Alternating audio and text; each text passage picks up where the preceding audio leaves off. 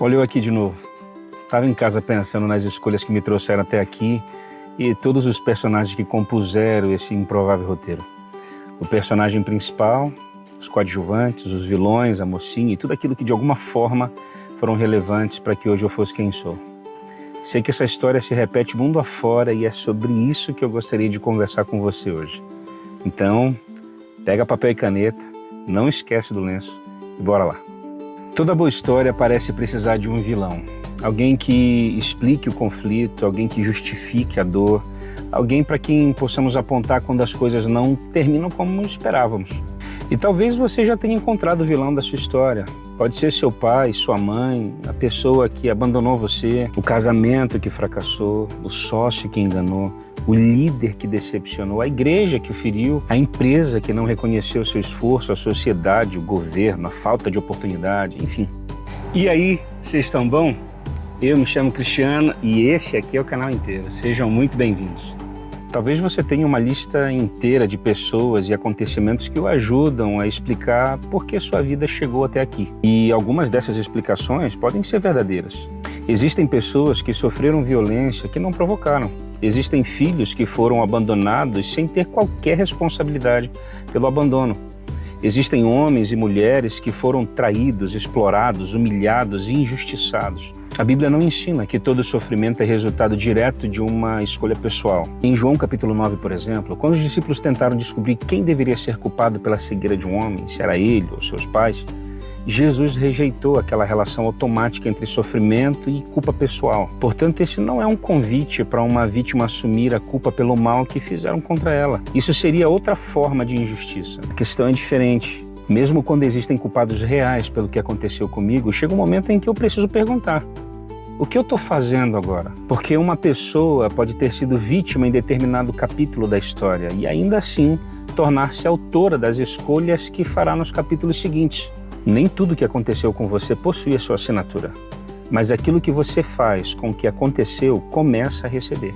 O problema é que raramente contamos a nossa história dessa maneira. Quando narramos a própria vida, geralmente reservamos para nós o papel mais favorável. Somos o personagem que tentou, que suportou, que fez o que pôde, que apenas reagiu, que não teve alternativa. Os outros aparecem como causadores, nós aparecemos como consequência. E assim construímos uma história na qual sempre existe uma explicação para os nossos atos, mas quase nunca uma confissão.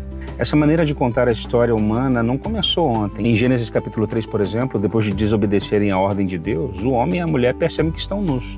Eles tentam cobrir-se, depois escutam a presença do Senhor no jardim e se escondem. O pecado produz uma sequência. Primeiro a desobediência, depois a vergonha, em seguida o esconderijo e finalmente a transferência de culpa.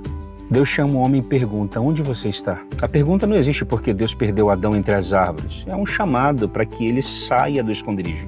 Adão responde que teve medo porque estava nu. Observe como ele descreve o desconforto, mas ainda não confessa a desobediência. Ele fala sobre o medo, fala sobre a nudez, fala sobre o esconderijo, mas evita falar sobre aquilo que produziu tudo isso. Então Deus pergunta diretamente se ele comeu do fruto que havia sido proibido. Era o momento da confissão. Adão deveria ter dito: eu comi, eu desobedeci, fui eu não confiei na tua palavra. Mas ele responde: a mulher que me deste por companheira me deu o fruto e eu comi. A frase termina com uma admissão, mas começa com uma acusação. Adão não nega completamente o que fez. Ele apenas reorganiza a história para reduzir a própria participação. A mulher me deu, e foste tu que colocou essa mulher aqui. Em uma única resposta, Adão aponta para Eva e indiretamente para o próprio Deus. O erro é dele, a explicação é dos outros. Quando Deus se volta para Eva, ela responde: a serpente. Foi ela que me enganou e eu comi. A serpente mentiu. A mulher realmente entregou o fruto. Essas informações não eram inventadas.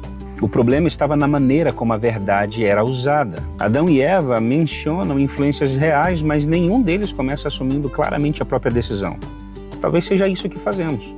Não precisamos mentir para fugir da responsabilidade, basta escolhermos cuidadosamente quais verdades contaremos. Eu falei daquele jeito porque ela me provocou. Eu fui ausente porque eu precisava trabalhar. Eu traí porque meu casamento já não era mais o mesmo, não estava bem há tempos. Eu menti porque as pessoas não suportariam a verdade. Eu perdi o controle porque ninguém me respeita. Eu abandonei tudo porque precisava pensar em mim. Pode haver algum elemento verdadeiro em cada uma dessas frases. A provocação pode ter acontecido, o trabalho pode ter sido pesado, o casamento pode ter enfrentado problemas, as pessoas podem ter falhado, mas nenhuma dessas coisas consegue praticar uma ação em nosso lugar. A circunstância pressiona, a tentação seduz, a ferida influencia, a outra pessoa provoca, mas a decisão que sai de mim continua revelando algo que está dentro de mim. Jesus torna isso ainda mais claro em Marcos 7. Ao tratar aquilo que verdadeiramente contamina uma pessoa, ele desloca o olhar do ambiente externo para o coração humano. Maldade, engano, orgulho, inveja, imoralidade e outros pecados não são apresentados apenas como invasores que vieram de fora. Jesus afirma que esses males procedem do interior humano. Isso é desconfortável porque destrói nossa teoria preferida. Gostamos de acreditar que seríamos pessoas excelentes se não convivêssemos com pessoas tão difíceis. Seríamos pacientes se ninguém nos irritasse. Seríamos fiéis se não fôssemos tentados. Seríamos honestos se a verdade não custasse tanto. Seríamos generosos se nós tivéssemos mais. Seríamos humildes se as pessoas reconhecessem nosso valor. Mas o ambiente não cria do nada aquilo que manifestamos. Muitas vezes ele apenas oferece uma ocasião para que aquilo que já estava escondido se revele. A pressão não coloca todas as palavras dentro de nós. Ela aperta e aquilo que estava dentro sai. O filósofo cristão René Girard dedicou grande parte de seu trabalho a estudar o mecanismo do bode expiatório.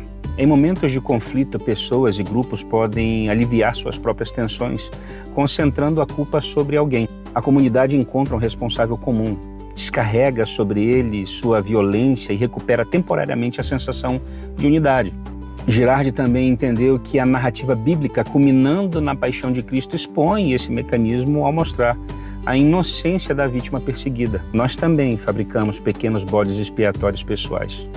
Sempre existe alguém que precisa carregar a explicação do nosso fracasso. E quando essa pessoa continua sendo o centro da narrativa, não precisamos examinar nossa participação. A gente não precisa mudar, a gente não precisa reparar nada, não precisamos confessar, basta continuar dizendo, eu seria diferente se ele não tivesse feito aquilo. Talvez fosse, mas ele fez. E agora? Quanto tempo mais você entregará a essa pessoa o poder de determinar quem você será? Existe uma diferença entre reconhecer quem o feriu e transformar essa pessoa na explicação permanente de tudo aquilo que você faz. Uma coisa procura a verdade, a outra constrói uma prisão. Soren Kierkegaard, em A Doença para a Morte, relaciona o pecado ao modo como o ser humano se coloca diante de Deus e descreve formas de desespero que envolvem não querer ser quem se é ou tentar construir o próprio eu separado daquele que o criou. Sua análise também trata da capacidade humana de entregar a si mesmo e de evitar a responsabilidade de existir conscientemente diante de Deus. Talvez o nosso maior esconderijo não seja uma mentira contada aos outros. Talvez seja a versão cuidadosamente ditada que contamos a nós mesmos. Nela, nossas intenções são sempre boas. Nossos erros são sempre reações. Nossa dureza é personalidade. Nosso controle é cuidado.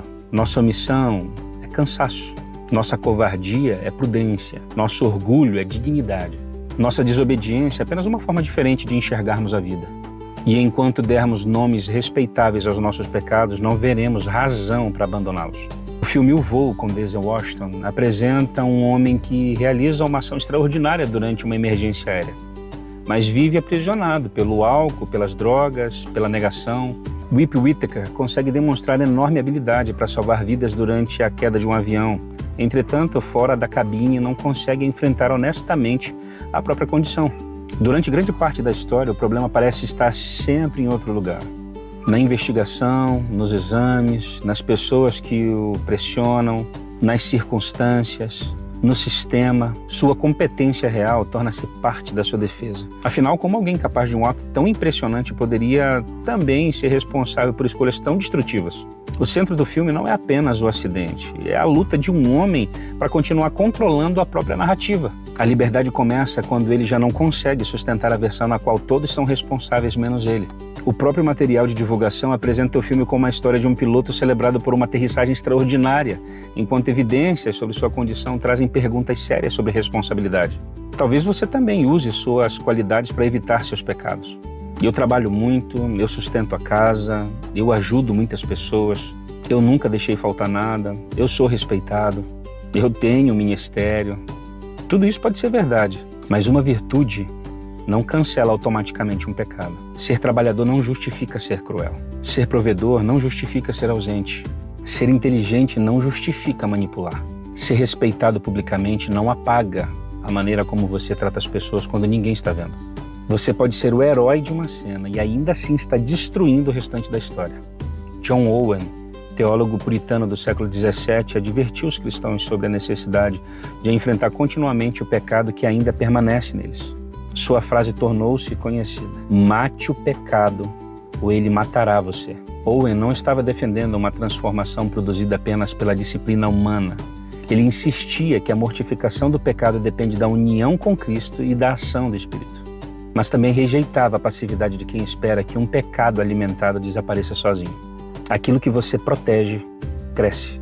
Aquilo que você desculpa, ganha espaço. Aquilo que você se recusa a chamá-lo pelo nome, começa a governá-lo. Por isso, assumir responsabilidade não significa apenas dizer: eu errei. Às vezes, essa frase também é usada para encerrar rapidamente uma conversa.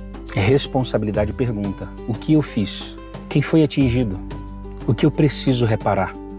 Que mudança concreta demonstrará que minha confissão não foi apenas um discurso? Arrependimento bíblico não é sentir-se mal por alguns minutos. É parar de negociar com a verdade. É sair de trás das árvores.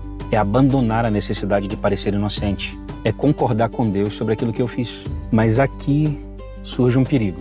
Ao percebermos que somos participantes reais da desordem da nossa própria vida, podemos trocar a autojustificação pelo desespero. Antes culpávamos todos, agora passamos a nos odiar. Isso também não é o Evangelho. Cristo não nos conduz à verdade para nos abandonar debaixo dela. Ele nos conduz à confissão para nos encontrar com perdão e transformação. 1 João declara que quando afirmamos não possuir pecado, enganamos a nós mesmos. Mas o texto continua: quando confessamos os nossos pecados, Deus é fiel e justo para nos perdoar e purificar. O Evangelho não diz que você é inocente. Diz que existe graça para todo culpado. Não diz que suas escolhas foram irrelevantes. Diz que elas não precisam ser a sentença final. John Stott escreveu em A Cruz de Cristo que antes de enxergarmos a cruz como algo realizado em nosso favor, precisamos enxergá-la como algo realizado por causa de nós, o que nos conduz ao arrependimento. Na cruz, nossas desculpas perdem a força. Não podemos olhar para Cristo crucificado e continuar dizendo que o pecado não é tão grave. Mas também não podemos olhar para Cristo crucificado e dizer que não existe amor suficiente para receber quem se arrepende. A cruz faz duas coisas ao mesmo tempo. Ela encerra a nossa tentativa de parecer inocente e encerra o nosso medo de confessar. Porque aquele que conhece completamente o nosso pecado é o mesmo que se entregou para salvar pecadores. Cristo não veio apenas para melhorar a imagem do personagem principal. Ele veio dar morte ao velho homem e produzir uma nova vida. E é por isso que assumir a culpa pelo próprio pecado não é o fim da história. Pode ser, inclusive, o primeiro momento verdadeiramente honesto dela. A canção O Homem que Eu Queria Ser, de Estênio Marcius, trabalha essa divisão interior. Ela descreve o conflito interno entre o bem desejado e o mal que aparece sem precisar ser convidado. Mas sua resposta não está na descoberta de uma versão perfeita escondida dentro do próprio homem. A esperança está em Cristo, de quem procede a vida capaz de transformar aquilo que o ser humano não consegue reconstruir sozinho. Talvez você tenha passado anos tentando encontrar o vilão da sua história. E talvez alguns culpados realmente existam. Mas eles não podem continuar servindo de esconderijo para aquilo que agora pertence a você. Seu pai pode ter ensinado uma forma errada de viver, mas é você quem hoje fala com seus filhos. Uma pessoa pode ter destruído a sua confiança, mas é você quem decide se usará essa ferida para ferir todos os que se aproximarem. Seu casamento pode ter problemas reais, mas é você que responde pela maneira como age dentro deles. A vida pode ter sido injusta, mas a injustiça sofrida não torna justa todas as respostas que damos. Você não precisa assumir a culpa pelo pecado das outras pessoas. Precisa parar de entregar às outras pessoas a autoria do seu. Talvez seja necessário pedir perdão, contar a verdade, devolver algo, procurar tratamento, encerrar uma relação escondida, admitir uma dependência, reconhecer a manipulação, ouvir sem preparar uma defesa, aceitar que a versão que você contou sobre si mesmo não explica tudo. O vilão da sua história talvez não seja uma única pessoa, talvez seja a mentira que permitiu que você permanecesse inocente em todos os capítulos. E Cristo não veio ajudar você a proteger essa mentira. Ele veio libertá-lo dela. Por isso, não pergunte apenas quem colocou você nesse lugar. Pergunte quais escolhas mantêm você aqui. Não examine somente aquilo que fizeram com você. Examine aquilo que agora sai de você. Não procure apenas o momento em que sua história começou a dar errado. Procure o lugar em que você continua colaborando com o erro. Porque a confissão começa quando já não precisamos vencer o julgamento da nossa própria narrativa. Começa quando saímos do esconderijo e dizemos: eu fiz, eu escolhi, eu feri, eu pequei e preciso de Cristo. Então encare a pergunta sem citar seu pai, sua mãe, seu passado, seu casamento, seus traumas ou qualquer outra pessoa. Se Deus silenciasse hoje todas as suas desculpas, qual verdade sobre você finalmente teria de ser confessada?